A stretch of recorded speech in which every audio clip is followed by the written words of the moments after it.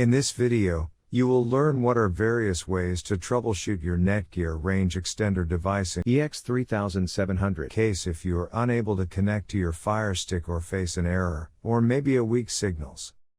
The first thing that you can do is try rebooting your Netgear range extender and your router.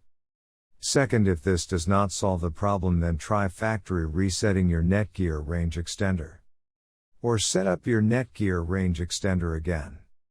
The third thing that you can do is make sure that you are using the latest firmware version on your Netgear range extender. If you do not know how to update firmware, watch one of our videos on it.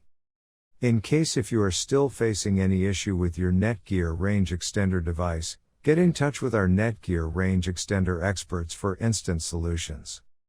Thanks for watching our video, and do not forget to like, share and comment on the video, so that you never miss any video from our channel.